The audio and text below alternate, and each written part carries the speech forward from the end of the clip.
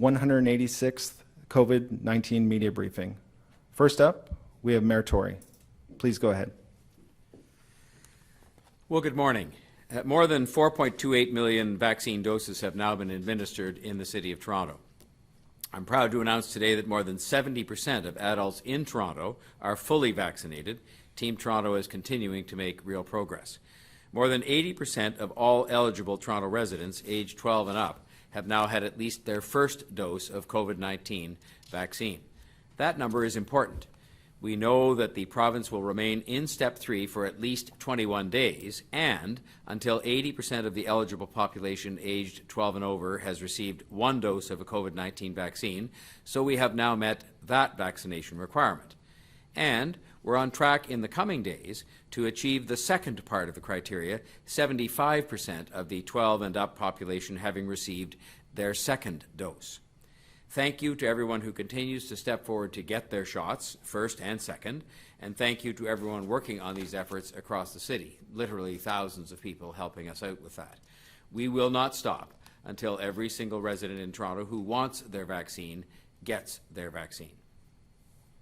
That is why we have our homestretch vaccine push in the Taylor-Massey neighbourhood in the city's East End this weekend with 9 micro-targeted pop-up clinics. These clinic locations have been strategically chosen as they're all in areas that are frequented heavily by the local community, for example, grocery stores, shopping plazas, and schools. Like we've done in the past, these clinics will offer entertainment and giveaways throughout the day to make it a better experience for everyone. The city's VaxTO campaign will also provide outreach support with calls to almost 20,000 people, with trusted local doctors, for example, delivering the message to get vaccinated to the people who have yet to take advantage of that opportunity. As with all of the homestretch vaccine push initiatives, the aim of these pop-up clinics is to connect with the neighbourhood residents on the ground in their communities at locations that they're comfortable with and that they frequent in order to help remove any remaining barriers to access to vaccines. This 2-day initiative, which will be open to all residents from M postal codes, with a focus on those living in M4B and M4C, will be supported by local community partners and extensive community ambassador-led multilingual canvassing. I want to thank the Michael Garron Hospital and East End Toronto Health Partners and numerous local community agencies for their work thus far in bringing this push for this weekend to life. I encourage all local residents to drop by any of the clinics most convenient to them over the course of this coming weekend. The work to deliver second doses to our homebound residents is also continuing successfully. Our homebound sprint is expected to finish delivering second doses this long weekend. Our homebound sprint team, including Toronto Paramedic Services and hospital partners, delivered approximately 8,000 first dose vaccines to people who are homebound. That same team has now been going about the careful work of delivering second doses throughout the month of July. More than 7,100 second doses have been delivered, that's around 91%, and the remaining doses are expected to be delivered by the August long weekend coming up. I want to thank again all the members of Team Toronto who have devoted themselves to the Homebound program and to make sure that we get vaccinations made available to our homebound residents. Our tremendous progress on vaccinations will allow the city to further expand our mobile teams toward the end of August. Chief Pegg and Dr. Davila will outline today the city's plans to ramp up our mobile vaccination efforts even more so that we can increase access to those who have yet to get their first or their second shots. As clinic turnout diminishes, and this is a natural thing that occurs, this will mean the shifting of hundreds of staff from some of our city-run immunization vaccine clinics towards mobile efforts that will reach people who still need their vaccine, reach them in their neighbourhoods. Instead of expecting that they will come to us, we will go to them with the vaccines. This will continue to be a massive effort to reach people who we know need to reach so that residents in all areas of the city can put this pandemic behind them by way of vaccination. At the same time, our work on reopening, which has been helped by the strong turnout for vaccines, is going strong. I'm happy to announce that beginning on Monday, August the 9th, just over a week from now, the City of Toronto will begin a safe and gradual reopening of our city buildings.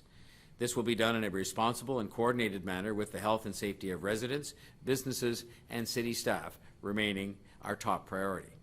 That is why we will continue to make all decisions based on public health guidelines. We will begin by reopening City Hall, North York Civic Centre, Scarborough Civic Centre, Etobicoke Civic Centre, York Civic Centre, and East York Civic Centre for a phased reopening of select in-person counter services such as construction permits and tree permit applications. These buildings will be open for in-person services from 8 a.m. to 5 p.m. However, hours of operation for counter services will vary. Our website will have details for each service and building and for all of the hours of operation. To ensure the safety of staff and visitors, we have installed sanitization stations throughout the buildings and protective plexiglass barriers at all counters, as well as increased cleaning protocols. This is in addition to mandatory masks or face coverings indoors and 2 meters of physical distancing at all times, as well as visitor screening at all sites. Online services will continue to be available because they make sense and we know people have enjoyed using them, and just as we've benefited from implementing new ones during the course of the pandemic. As part of the city's ongoing modernization over the course of the pandemic, city staff continued to implement many digital improvements to city services, including complete digitization of the film permit system, a portal for development applications, and a fully digital water services system. I know it's been a long and challenging process, and so I'm thrilled to be able to announce the news today that we're beginning the resumption of city services in the buildings where people are accustomed to visiting from time to time. We're excited to open our doors again and to welcome visitors and guests into our buildings in a safe manner. I'll have more to say on a further reopening of city facilities in August. I hope this inspires other businesses to do the same in a safe and responsible manner so that we can help Toronto return to a more active and thriving city. And I'm having a meeting today with major employers in the city to discuss their plans to have people safely return to work and what that will mean for the downtown and for other parts of the city as well. I'm also excited to announce a new restaurant program called Dine Together. Dine Together will support the recovery of local restaurants and celebrate Toronto's diverse culinary scene. As you know, the restaurant sector was among those hardest hit by the pandemic. As you know, Toronto's food and hospitality industry is a very important one to us, employing as it does thousands and thousands of people and being a big contributor to life, economic life, and generally life in all parts of the city, including downtown and on our main streets. And so now we're going to have this program to show support and help them get back on their feet in the restaurant and hospitality business. The 2-week program will run from September 17th to October 3rd and will showcase Toronto's restaurants and encourage residents to check out local eateries through a feature menu available by takeout, delivery, patio dining, and or indoor dining. Participating restaurants will offer one or more two-course feature menus for lunch and or dinner consisting of a main dish, either an appetizer or dessert. Restaurant operators will also be able to choose the price of their feature menus from a range of $15 to $50 in $5 increments. Think of it as an updated and reinvented Winterlicious or Summerlicious type of program, but the bottom line is the same, which is to show support for our restaurant and hospitality business after a period in which they have been very hard hit. So I hope people will take full advantage of the opportunity to register for this program. There is no participation fee and minimal eligibility criteria, and they're all set out at toronto.ca/showloveto. Online registration for this program, Dine Together, will open at 9 o'clock in the morning on August the 4th and will close on August the 31st. This is what Toronto's all about, a world-class food scene with people who are prepared to support it in any way possible. And so I want to thank our partner, Destination Toronto, which is the tourism development organization that does such a great job promoting Toronto to people here and people outside of the city, and the founding sponsor, American Express, for their work in bringing this program to life at this time in the month of September. And thank you as well to the Government of Canada's Federal Economic Development Agency for Southern Ontario, which is called FedDev Ontario, for their support of Show Love TO and Dine Together. They have stepped forward as a government to support this because they know it is very important to the overall economic well-being of Toronto and to us having a successful restart for our economy as we go forward. As you know, this is our 186th scheduled COVID-19 media update. Thanks to decreasing case counts and increased vaccination rates, we're able to move away from a regularly scheduled update and will report more on an as-needed basis. And we certainly will be quite prepared to come and report and be held to account as circumstances dictate. We will continue to update residents when we have big news to share. We have found this channel to use to communicate with people extremely important to us and extremely valuable to us. And we have found the accountability to be very useful as well, as I hope that the members of the media and the members of the public have. And we're quite prepared to be here answering questions on pandemic-related matters on a go-forward basis. But this is a good thing. It means that we're in a good place as a city in terms of our numbers, whether it's case counts or vaccine uptake, with lots of work left to be done, as we have been discussing. These briefings have been made possible with the key help of some very key people that I want to take the opportunity to thank today. First of all of our briefings have featured ASL and deaf interpretation. And I will apologize personally to that group today, because I know I speak quickly and they have expressed to me sometimes their very friendly frustration, but nonetheless frustration with that. There has been a rotating group of people who have helped us with this, and maybe they're rotating out of frustration, but for the past several months, our interpreters have been Sarah and Glenda from the Canadian Hearing Services, and I want to thank them personally on behalf of everybody who watches, who will benefit from their work and has benefited from their work. I also want to thank all of our great team at Strategic Communications, Toronto Public Health, the Office of Emergency Management, Technology Services, Facilities Management, as the people who have been primarily responsible for helping us to stage and put on these media updates through the 186. All of the city staff as well, who made themselves available to answer questions on the line, and that was particularly necessary at times of complicated developments taking place on all different parts of this. And to our dedicated AV team who made the technology work, Markham, Mike, Craig, Nick, Paul, and Ferdinand, thank you to them as well. We couldn't have put these on without their help. Brad Ross, who has been the voice behind, and much more than that, these media avails and moderating these discussions, I want to express a very heartfelt thanks to him. And while I don't have occasion, or perhaps take the occasion to do this often, really we owe very sincere thanks to the media. It's impossible in a pandemic like this, where people are thirsting and hungering for information, for us to do that without your support. And obviously you chose to examine, as well you should, the information that we conveyed here at this table, and to ask questions to probe us, as well you should again. But you were an indispensable channel for us to get information to the public that they vitally needed to keep themselves healthy, to comply with public health guidelines, to understand what was often very difficult to understand in the context of how to get vaccinated and all kinds of things like that. This was literally life-saving information you helped us to share with the public.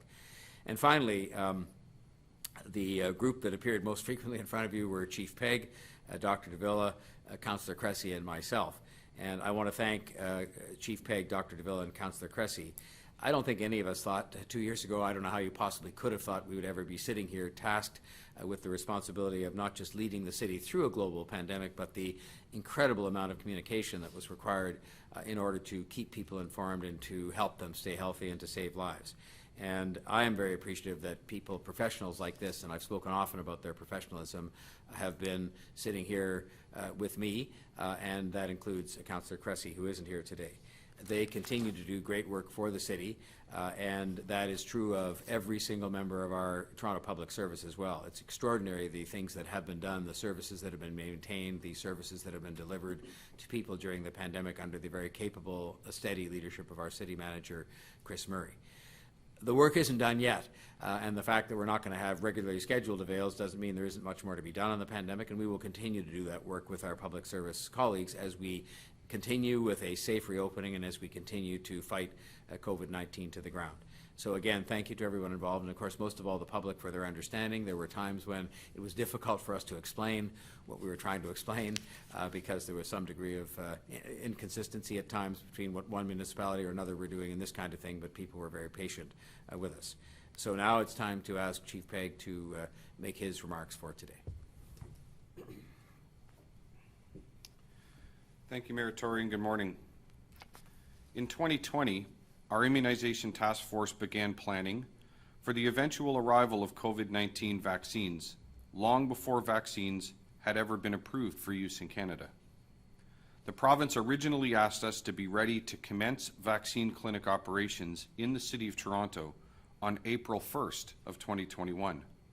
I remember well taking a call from General Rick Hillier on New Year's Day 2021 when he asked if we could be ready to stand up the first proof of concept vaccine clinic before the end of January. He also asked if our team would agree to develop and author the playbook for mass COVID-19 immunization clinic operations in Ontario, and to validate that playbook in our first proof of concept clinic. At 1:30 in the afternoon on New Year's Day, our COVID-19 Strategic Command team convened, and our immunization task force went to work the same day. On January 18th, 2.5 months early, we opened the first proof of concept vaccine clinic in the Metro Toronto Convention Centre and administered the very first doses of COVID-19 by the City of Toronto. The provincial mass immunization clinic playbook was completed and validated as requested, setting the stage for vaccine clinic operations across Ontario. Since that time, the City has worked non-stop to administer more than 1 million doses of COVID-19 vaccine in our City-operated mass immunization clinics. Each and every day, as part of the network of Team Toronto vaccine clinics, we continue to administer thousands of doses of COVID-19 vaccine across our city. To date, more than 4.2 million doses of COVID-19 vaccine have been administered in Toronto as part of our Team Toronto initiative. This is a huge accomplishment when you consider that even a year ago, COVID-19 vaccines didn't even exist.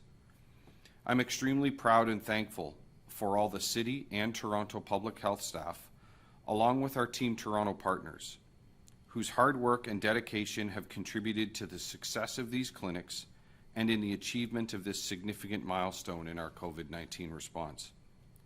As Mayor Tory announced, we are now able to progress into the next phase of Toronto's COVID-19 vaccination program.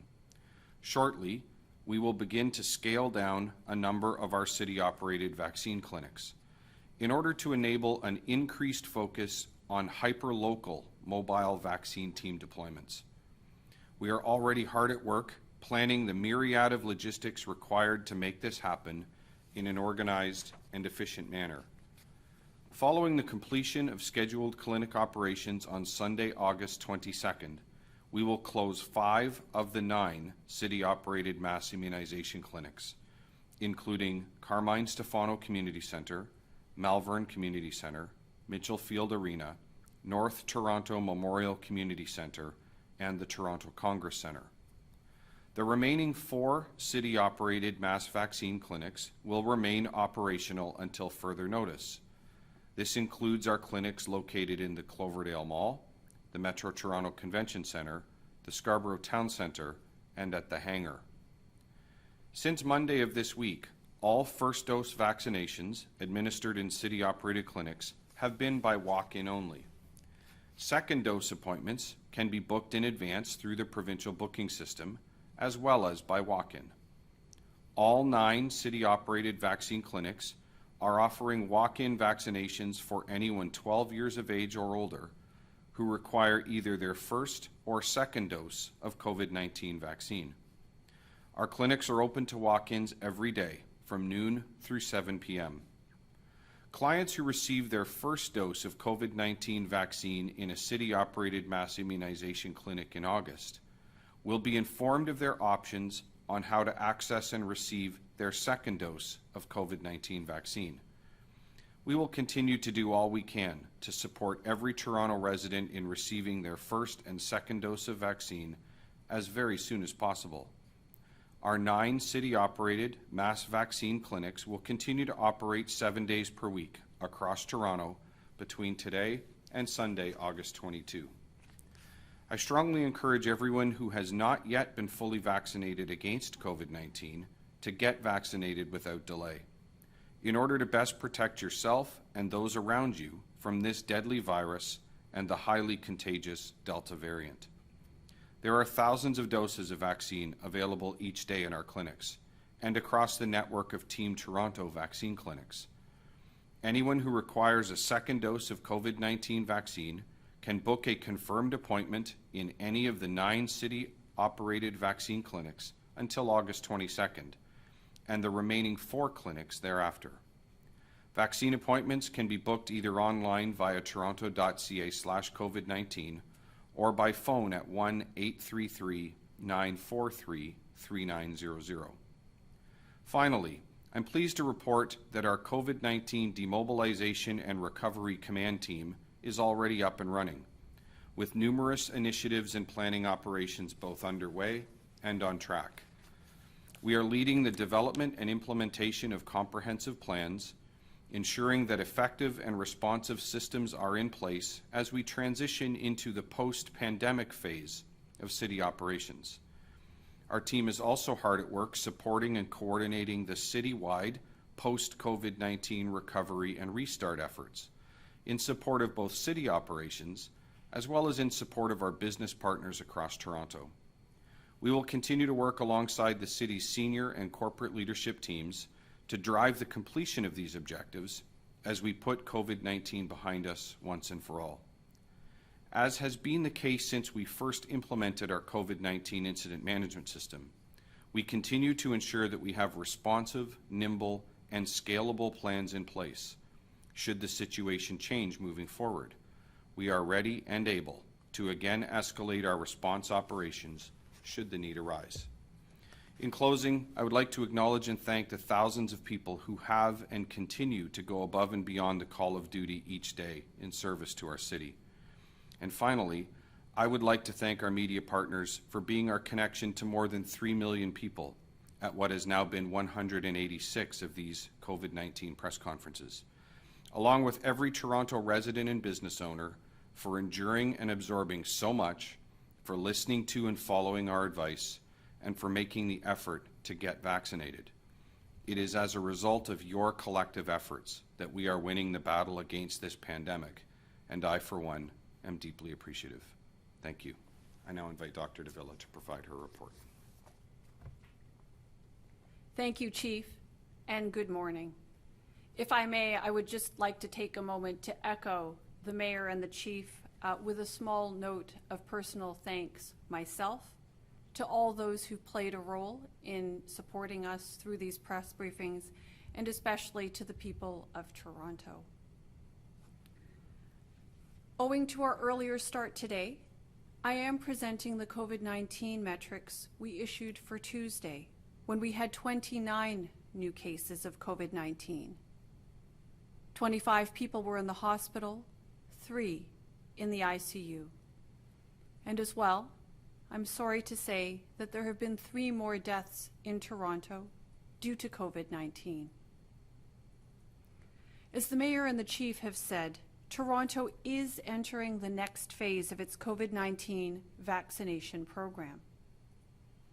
In this next phase of the vaccination campaign, we are building on our mobile successes and redeploying resources to increase our hyper-local mobile clinic opportunities in focused areas with lower vaccine uptake. As of August the 23rd, we will have 5 times the number of mobile clinic teams in operation than are currently administering vaccines across the city. This will allow us to bring vaccines directly into workplaces and into communities and organizations who are experiencing low vaccine uptake. The most important thing to remember about the changes to city-run immunization clinics is that if you want a first or a second dose, we will be delivering them. Our approach is changing a little, but our commitment to making vaccine available to you stays the same. City-led opportunities are in addition to the hundreds of pharmacies, healthcare sector partners, and primary care providers who are now delivering COVID-19 vaccines. Our most recent data shows that there are approximately 350,000 Torontonians who are eligible for their second dose of vaccine. They may have had a scheduling conflict, or perhaps they've forgotten their second appointment. Some people may be nervous about their second dose, having heard stories about side effects from family or friends. Or they may think that one dose is sufficient protection against the virus. Whatever the reason, and I can't stress this enough, a second dose is critical for your protection. Toronto Public Health and our partners are doing everything we can to spread this message, calling, texting, and emailing all who are eligible for their second dose to get their vaccine as soon as possible. I also want to speak briefly today to people worried about reports of breakthrough infections, the rare cases in which a person gets infected by COVID-19 after being fully vaccinated. There's not much more to add to what doctors and scientists are already saying, so I will make 3 key points. First, and most importantly, breakthrough infections are not common. We hear about them a lot because they are unusual. The second is to remember a person with breakthrough infection almost never gets seriously sick. When they do, there's often other health problems involved. And third, the vaccines are still on the job. They are safe and they work. We've said from the beginning, the vaccines protect us against serious illness, hospitalization, and death. Breakthrough infections are typically mild because the vaccines are at work. Through vaccination, we've gained a great deal. We want to protect that by completing second doses or getting a first. And it is vital to get vaccinated because it's well known that the Delta variant is more infectious than any COVID-19 variant we've seen during this pandemic. It is infecting the unvaccinated with an ease that worries me as a doctor. So if you aren't vaccinated, I worry about you. I also think a lot about children under 12 who at this point can't get vaccinated. That opportunity will probably emerge in the coming months once we have sufficient data that we can assure parents this is the right thing to do.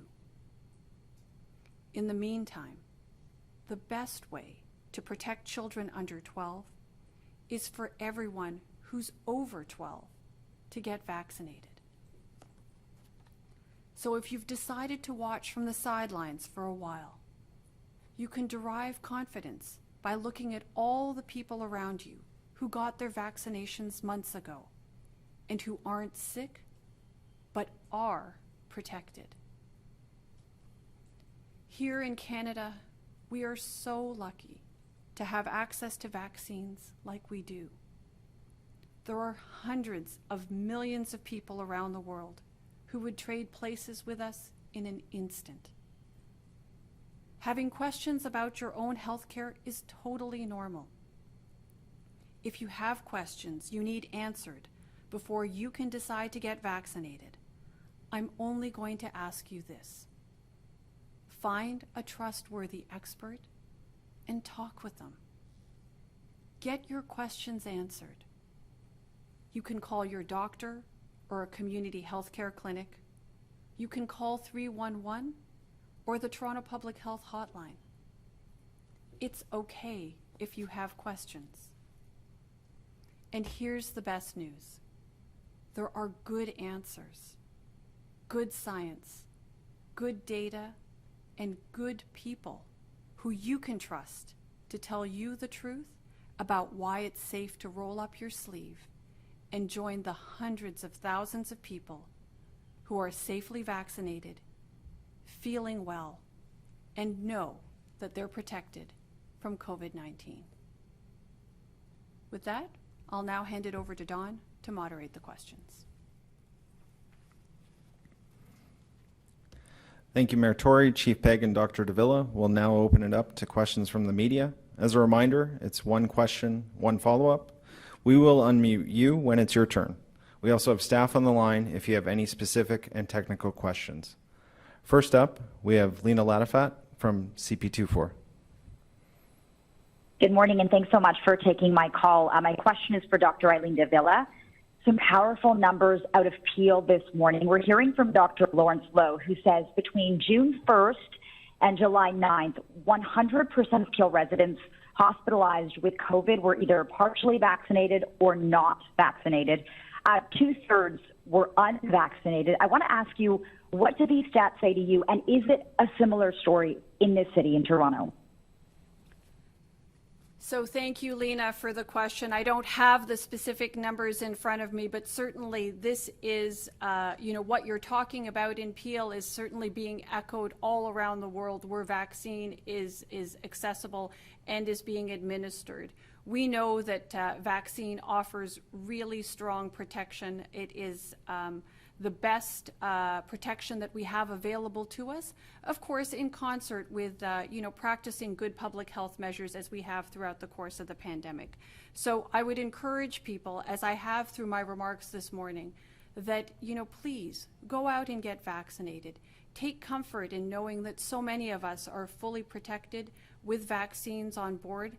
This is the way forward in respect of getting our lives back and restoring life more like it was before there was such a thing as COVID-19 in our midst.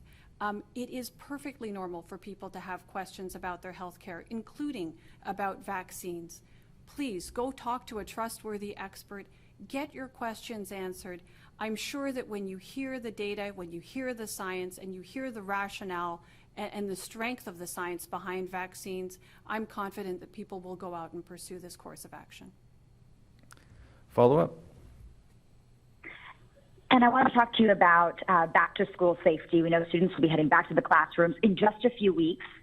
So should vaccines be mandatory for education workers? Where do you stand on that? And should students in Toronto prepare to wear masks inside the classroom? So, Lena, I think you ask excellent questions, and these are subjects that are under active discussion, as I'm sure you can well imagine at this point in time. We've heard from our provincial counterparts who have purview over education that they are soon to release a plan. I can tell you that local public health units are in active conversation, certainly amongst ourselves and with our provincial partners, and we're looking forward to hearing more about what our provincial counterparts have in mind.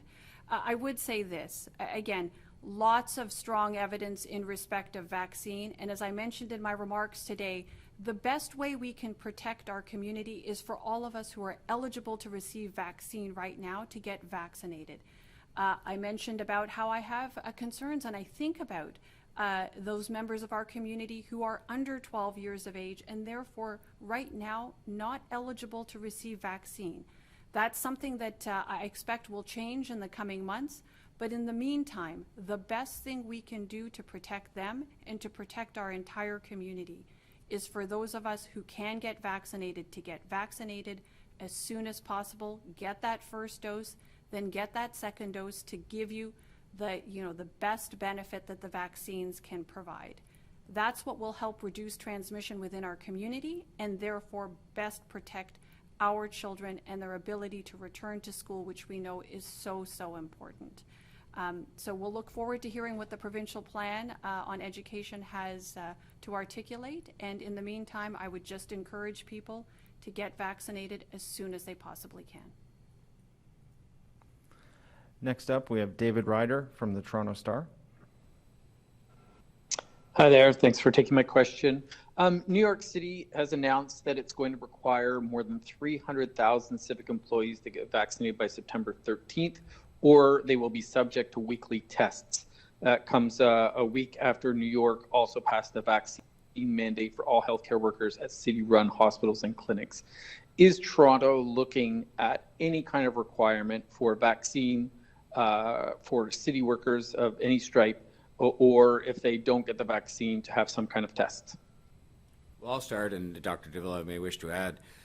We obviously are going to abide by public health advice with respect to what the best thing is and the safest thing is for us to do to keep our employees safe, but also, of course, to keep the members of the public safe and others who have interaction with public servants. Those are discussions that are under active consideration by us in terms of if you were to have such a policy, who would it apply to and how would it apply? And I can just say to you that we're not at the moment ready to come forward with where we end up on that. And but it is something that is under very active discussion at this moment in time, and it's one of the reasons as well why we're seeking any guidance that we can get from the province in particular, simply because I believe and have believed throughout the pandemic that the more we can have policies that are consistent as between municipalities and consistent across the region, indeed across the province, the better it's going to be for everybody to understand what those policies are, how it keeps them safe, and so on. We will have more to say about that as we reach a resolution with respect to where we ultimately end up. I think the only thing I would add to that, which the mayor has already said, is that this notion of mandates sounds simple. It is, of course, far more complicated than it might seem at first blush. There are certainly legal considerations, occupational health considerations over and above that which concerns public health. But in the meantime, I think that we continue to really encourage people to make it as easy as possible to get access to vaccine, because again, we're really very much focused on increasing coverage, vaccination coverage throughout the city. And of course, we're interested in doing that which is informed by the science, that not only improves coverage in terms of vaccination rates, but also improves confidence in vaccines and the benefits and protection that they provide. So those are front and center in our minds as we continue with the discussions that the mayor spoke of. Follow-up, Dave? Yeah, just following on that is, I guess, for Mayor Tory and Dr. Davila, if she wants to weigh in, is so far Premier Ford seems to be treating vaccination mandates of any kind as kind of like a third rail that he will not touch. And yesterday he just sort of pointed his finger at the feds, who are probably poised for an election and have other things on their mind. So one of my colleagues today compared it to sort of like ask your father. The city is saying talk to the province is saying talk to the feds, and meanwhile nothing that we can see substantially is going to happen. So my question, I guess, for Mayor Tory is, if the province continues to not want to touch this issue, can the city do anything on its own? It did it with mask mandates after saying it couldn't. What happens if the province refuses to move on this? Well, I think we're in a position, obviously, with respect to the people who work with us for the City of Toronto to take some action in that regard. But I've said, that it is preferable within the context of all these legal, employment, health, and other considerations for us to have consistent policies that apply across the region, if not across the province. And so I had a discussion with the Premier about this yesterday, and he understands my position on it is simply that I think the more we can be consistent with one another, the more we can give guidance to the different constituencies out there apart from our own employees, the better off we're all going to be in avoiding confusing or chaotic situations, say come the fall, when many more people are going to be going back to school and back to work and coming back to city halls and places like that. So, we would do what we could do if with respect to our own employees, for example, subject to the outcome of these discussions that both Dr. Davila and I have referred to. But I think it is certainly going to be, a better situation for us all if we have an overall game plan that applies, generally speaking, to institutions, businesses, and others right across the province, which is why I think an early sit-down to have a discussion about that would be very helpful, because I just think the main thing we have to do here is keep people safe, but also to avoid confusion that we've seen at other times when it's kind of every person, every business, every school board, every hospital, every city for themselves. I think it just creates, more confusion than might be desirable. Dr. Davila? Nothing much further to add to what the mayor said. I think he's quite right. Clearly, we want to avoid any kind of confusion. And I think, David, in your question, you imply that, we've had some experience in the past. Certainly, we're trying to learn from all the lessons and the experiences that we've had over the course of the pandemic to ensure that we're able to provide a clear and consistent message that's easy for people to follow, that is in keeping with the science and ultimately gets us to increased vaccination coverage. As we know, it's the best protection that's offered against COVID-19 and in particular against the Delta variant. And at the same time, we want to make sure that whatever actions we're taking here at the city, whether it's on our own or in partnership with others, including the province, not only increase vaccine coverage, but also increase confidence in vaccine as a very beneficial intervention that's available to all of us in light of COVID-19. Next up, we have Sean Leathong from CTV News. Good morning, and thank you for taking my call today. First question for Dr. Davila. We heard yesterday from the federal health minister that the feds are working with all the provinces to produce a immunization record for anybody who may be traveling and going to a country who would require proof of vaccination. But we also know the provinces said they don't want to have any sort of vaccine passport. I want to know, Dr. Davila, where do you stand on this as we start opening up on the idea of an immunization record for people in the province? Well, I think, Sean, on a very practical level, it certainly appears that having some mechanism by which to verify your vaccination status will be important to such things as international travel. So clearly, if that's the case, we're going to have some kind of verifiable method of ascertaining vaccination status, which is why I imagine the feds and the provinces, I should say, are working on some kind of immunization record. So I think that if for no other reason than that, this is something that should progress and I think will be of benefit. I think people also, just like with all other immunizations, like to have a record of that which they've already undertaken in terms of vaccine. So again, there are a number of personal benefits and clearly some related to travel and the kinds of activities that I think people are going to want to engage in over time that will be supported by having such an immunization record in place. Can I just add a word to that? The fact is that in Ontario, you get an email when you have your vaccine. You also have a written piece of paper that you're handed on the way out. And furthermore, you can go online and get a copy of the documentation that says that you've received a vaccination. And so the challenge only becomes one of making sure that when you're looking at what other countries or our own country requires, because our own country requires you to show double vaccination to come back in without quarantining, that the documentation from the Ontario government is easily available to people, which would appear to be, and that it has the right information on it. And so a lot of this gets sort of boiled up into a tempest in a teapot by philosophical and political considerations that people are having debates about, which is fine. But the real core of this is that there is information available. It's quite easily available. Some people already have it. And the only question is, will that be satisfactory to satisfy the needs, say, of other countries or of our own country when you're coming back in, or for that matter, other people who may ask for this proof if people want to get it. And so that's really, I think, what has to be sorted out. Follow-up, Sean?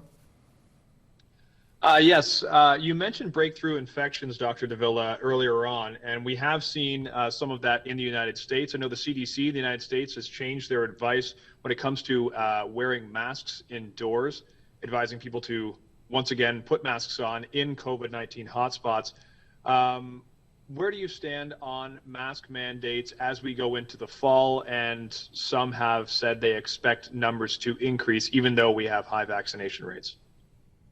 So, Sean, here in the city of Toronto, as you may know, we have had an indoor mask policy or bylaw in place since last year. And that continues to be in place, given what we understand of COVID-19 transmission.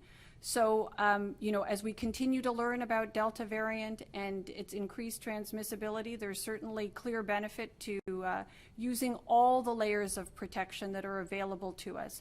Vaccination is clearly a very important one, but as is the case for every single vaccine, it is excellent protection, but there is no such thing as 100% protection. So by using the combination of vaccination in concert with other public health measures, transmission reducing measures, protective measures, like wearing a mask, like staying home when you're sick, like keeping distance, particularly when you're in an indoor setting and you don't know what the vaccination status of other people is, or if you have particular health concerns. Doing all these measures together constitutes the best protection that we can undertake ourselves for our own personal health and for those around us. So I would encourage people to continue to follow those good practices. And of course, if you have not yet gotten vaccinated, or if you haven't gotten that second dose, I would encourage you to go and pursue that at your earliest possible opportunity. And finally, we have Morgan Campbell from Global News. Go ahead, Morgan.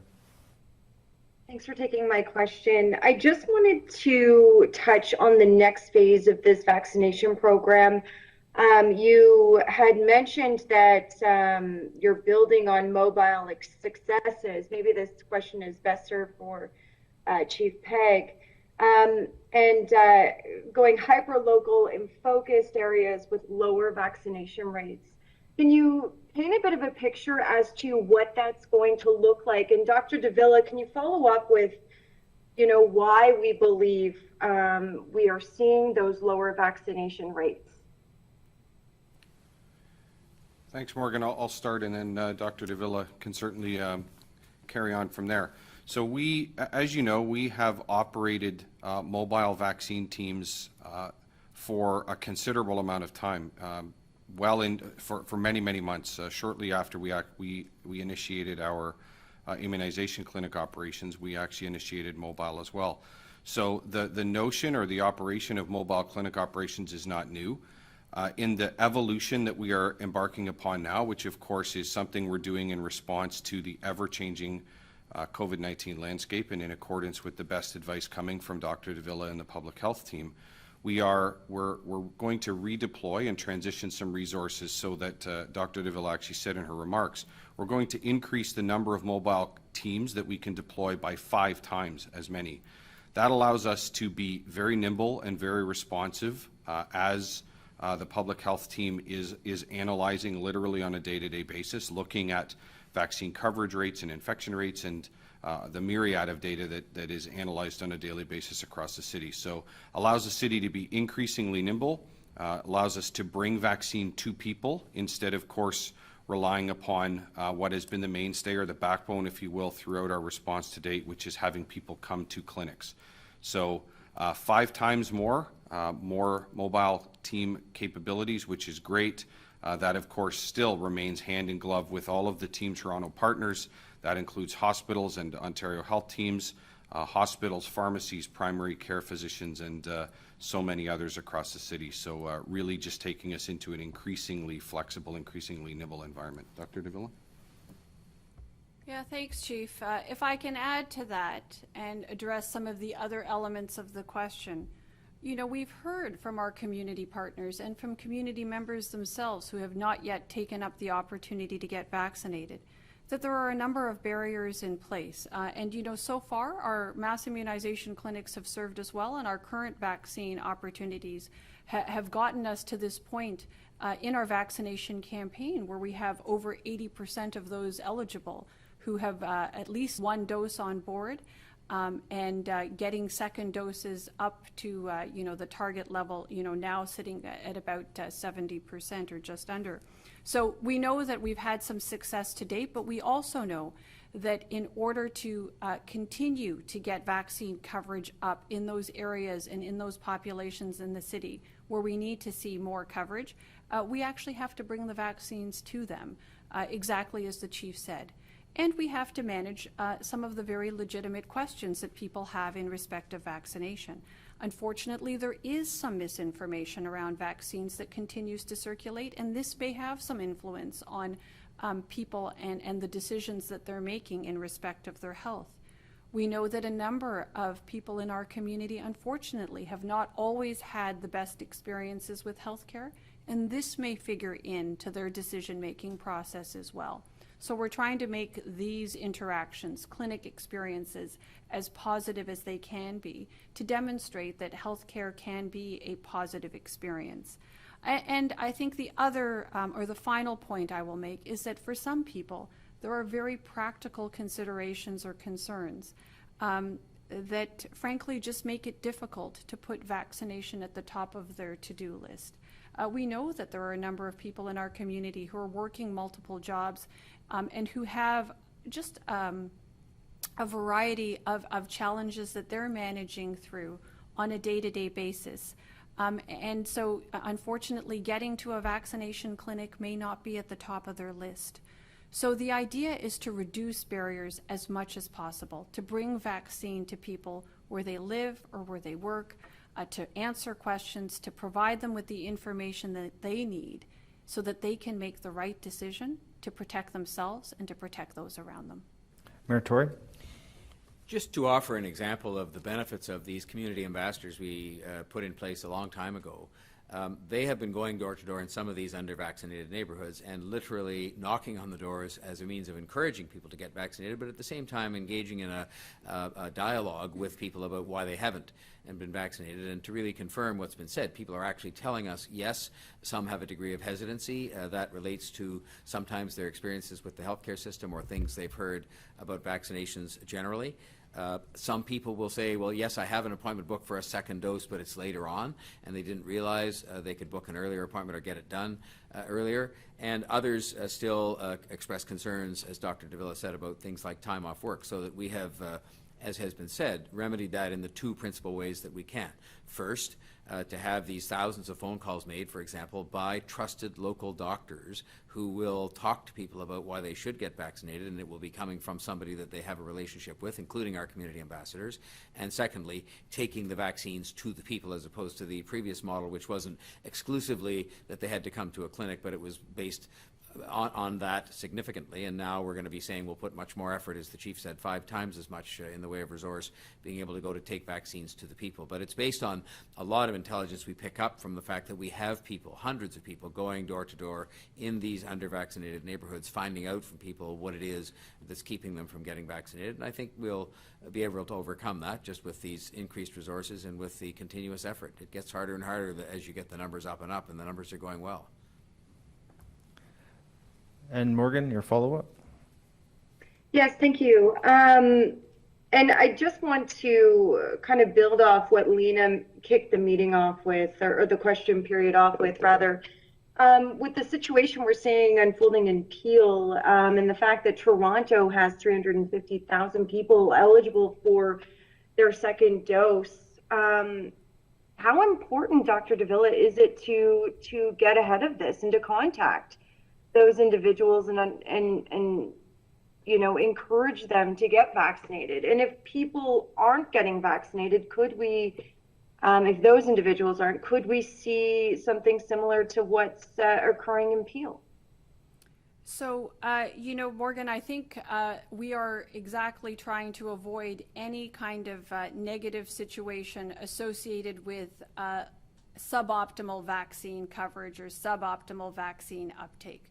So as you heard me mention in you know, my remarks this morning, we are using every channel of communication available to us, including you know, a press briefing like this, but over and above, specifically calling the individuals who we know need that second dose and are eligible to receive that second dose. Of course, at the same time, we are actively working on encouraging those who have yet to receive a first dose to start their course on vaccination and to start their journey towards being fully protected by vaccine against COVID-19. These are efforts that we're undertaking each and every day. We will continue to do this, and we will do everything in our power to make sure that people who are eligible for their second dose are afforded opportunities to get that second dose as soon as possible. And as well, we are taking every opportunity we can through the use of community ambassadors and door-to-door you know, communications, exactly as the mayor said. Our primary care physicians are also being enlisted to support very specific and focused communications with those who have not yet fully taken advantage of vaccine. The protective benefit is there. It is well documented. There's good science and good data behind this, and it is truly the best thing that each and every one of us can do to protect ourselves and our community. Get vaccinated. I just can't say that enough. Okay. Thank you, everyone. As mentioned, this is our last scheduled COVID-19 media briefing. Moving forward, we will schedule these on an as-needed basis. Have a great rest of your week and a good long weekend.